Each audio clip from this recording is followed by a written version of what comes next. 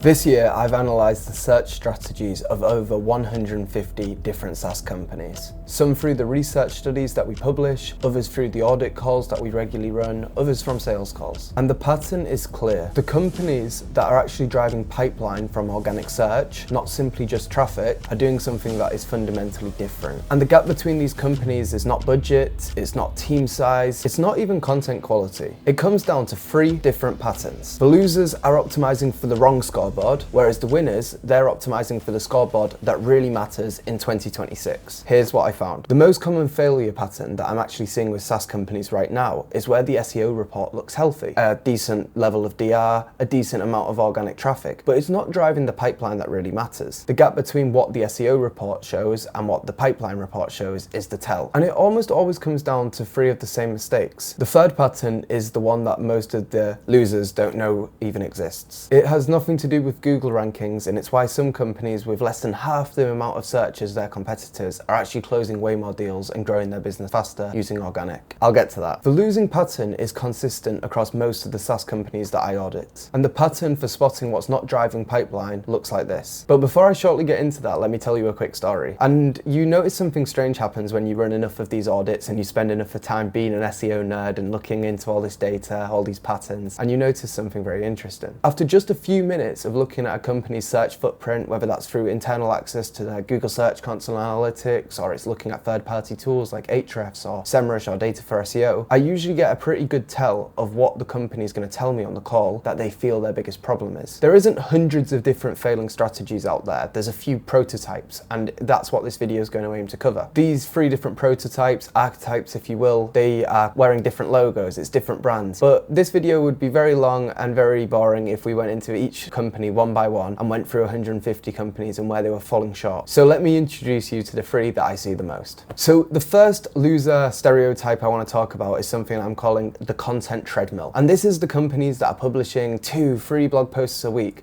and they're betting on volume. And don't get me wrong, there is an importance to volume in an SEO strategy. It's how Google machines, they learn about who your business is and they see this topical authority and these posts that interconnect. But volume by itself isn't a strategy, especially considering the companies that follow this loser archetype always make the same mistake. They publish a ton of top of the funnel informational content, thinking how-to guides and various different definitions articles that really aren't that important. The thing about this strategy is it does generate traffic, and this is why on an SEO report it can often look healthy, and this is why I talked about this archetype being a bit deceiving, because the content's going on the treadmill and the treadmill's moving and the company feels like they're getting results. But traffic by itself is vanity, and I know I say this in almost every video, but it really is, and it's something that we have to keep thinking about because it's not traffic that's going to grow your business. And the tell with these sorts of companies is in the data. When you look on their Ahrefs to see, oh, which keywords does this company rank for, you see what they're ranking for is how to do this, what is the definition of X, and this type of content. So it's generally bringing in traffic, especially in the past when a lot of search,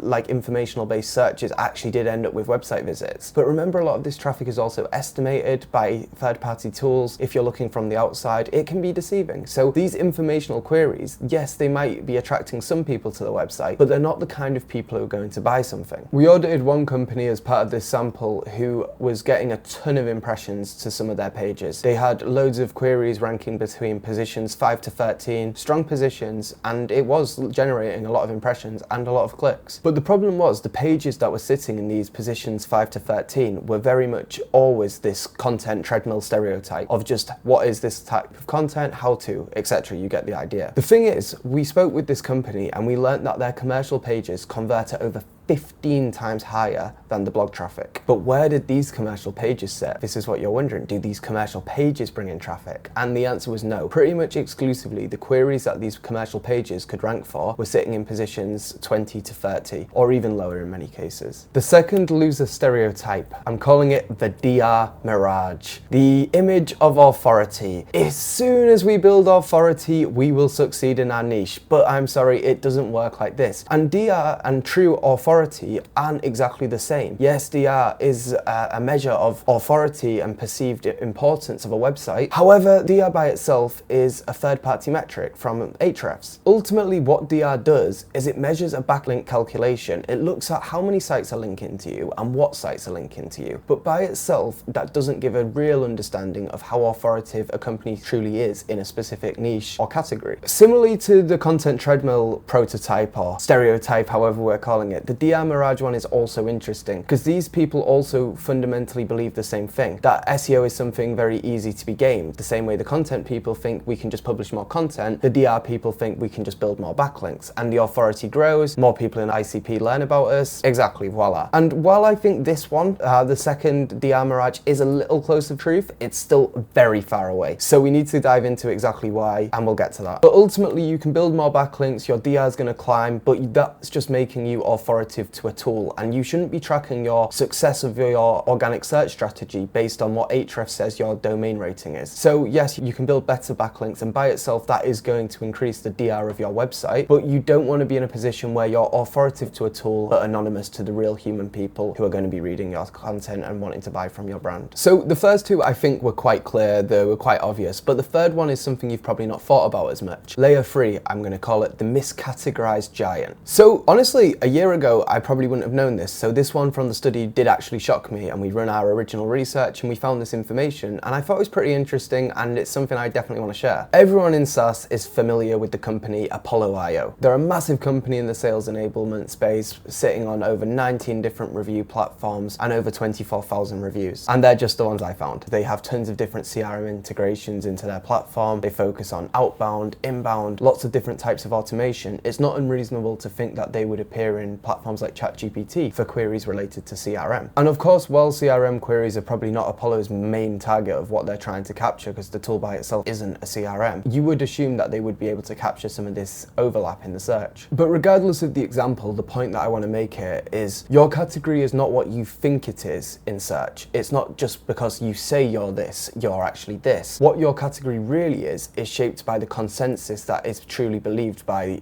the machines that power the internet, whether that's Google or the LLMs. And this consensus of everything that's written about you, from your own positioning on your website to off-page positioning when you're mentioned in third-party articles, is very important. And this level of semantic consistency is how you become categorized for the thing you want to be known for. In this regard, an LLM reads 4 different things: the category tags on the directory platforms, the vocabulary that people are using in the reviews, whether they're talking about a sales enablement platform or a CRM in this example, entity databases like Crunchbase, and which cluster of competitors that you get mentioned alongside. If you take an average of all of that and put it together, you get one label. 24,000 different reviews talking about a platform for sales engagement is going to make you the king of sales engagement, but it's going to do nothing for your CRM rankings. And if you're watching this, you might be thinking, yeah, but Matt, this is not really the best example because everyone knows Apollo is a sales engagement platform and CRM's not really their main thing. And yes, that is fair to say, but I think this is why this is a particularly good example, because it lets me explain the concept quite well. So Apollo have baked in CRM features into their product quite some time ago now, and it's widely documented that this is the case. Primarily, it's pipeline management features that let people track their deals and their active pipeline opportunities, if you will. But all 3 of these different archetypes, they share the same root cause, that it's coming down to companies chasing traffic. It's coming down to them chasing authority, things that look good on an SEO report. Even, I went a bit left field, but with the Apollo example, review counts. These are all real numbers, but none of them are the number, right? That's the traffic trap. And the reason why most teams stay in this is because the report never flags it. Instead, you have to know what to look for. You have to be deliberate. The winners that I reviewed were doing something structurally different from the start. So if that pattern sounds familiar, maybe you've got strong amounts of traffic, strong authority number, but the pipeline isn't where you want it to be, and organic isn't driving more demos, it isn't driving more new customers for your tool. That's exactly the problem we've built Emgi to solve. We look at all these different factors: your keyword mix, your link profile, where your traffic's coming from, how you're ranking, what your content could rank for, all these potential opportunities, and we put it together in a growth report for you. There's going to be a link in the description of this video where you can go and book a diagnostic call with us if that's something you wish to do. It's a free call, provide a bit of information beforehand so we know which website we're looking at and all of this, and I'll come to that call armed with a lot of material that's going to help you. And whether you want to work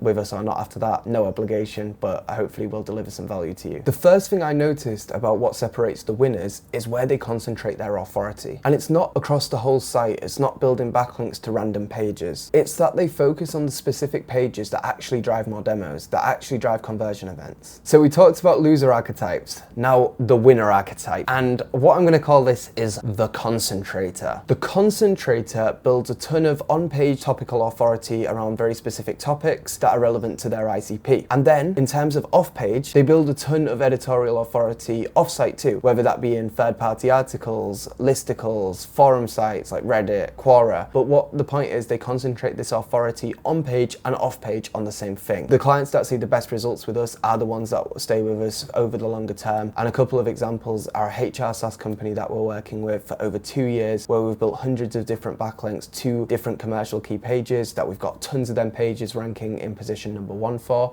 capturing a lot of traffic for very important searches for their business and outranking some giants in the industry. And another example is a sales tech client that we work with, and we've helped their traffic increase from 1,000 to 17,000 visitors a month, and a lot of this traffic again coming to important commercial pages and helping to fuel the actual annual recurring revenue of the business. So here's a metric I want to put a name on, because most of the winners out of the SaaS companies that I was auditing, they all have this in common. However, this is a metric that no SEO tool is going to be able to report, and it's not something you're going to be able to know about your competitors unless you're doing some very sneaky things. But what this metric is something called pipeline density. Ultimately, how much pipeline do you generate for every 1,000 organic visits to the website? Probably something you're not tracking, right? But it should be. Earlier we talked about the content treadmill. Companies like this, they might be receiving over 30,000 visitors a month to the website, but they're only booking 2 demos. A Concentrator, on the other hand, might get 6,000 visits a month to the website, but they book 15 demos with their exact ICP, perhaps with enterprise companies that are willing to spend over $10,000 a month on the specific software. And here's what this looks like in a live engagement right now from a client we're working with. This company is a recruitment firm with some SaaS-like features, but they focus on hiring roles for e-commerce and D2C. We've been running their authority side for about 5 months now. We largely concentrate on commercial pages and key blogs that support these commercial pages. We match that to their content strategy, which is for searches that their ideal customers are actually wanting to read. They have a decent growth curve in Ahrefs, and it is a nice curve, but the number that really matters is the one that no tool is going to be able to show from the outside. The thing is, they're now booking well over 20 calls a month through organic search, and about half of that's actually coming from LLMs, primarily ChatGPT. Commercial page concentration, having the right pages and focusing authority in the right place is the single biggest thing that I see in common between all of these different SaaS companies. This is a very strong indicator, but this isn't the only pattern that winners have. There's another, and I want to describe that to you now. This one operates on a completely different layer. Here's the pattern that most losers don't know exists. The winners aren't just optimizing for Google. They're building editorial authority in the specific sources that AI models actually read from when assembling an answer. So a little story on this one too. And when we ran our original research looking at 150 different SaaS companies across 120 different buying keywords and queries, something interesting came up. There was one result that instantly stood out to me. At first I thought maybe it was a data error, maybe something had gone wrong with the data collection, but that wasn't the case. I double and triple checked, and it was a very interesting finding. A mid-market marketing automation tool called Customer.io came out of the study very strongly, tying with HubSpot for the most ChatGPT citations across all the different queries we looked at. HubSpot and Customer.io both had 38 citations across the entire set, which was an absolutely crazy number, but especially for Customer.io, considering they receive 125 times less traffic than HubSpot. But once you actually understand why this was the case, it does make sense. And that's what introduces our second winner archetype, the everywhere brand.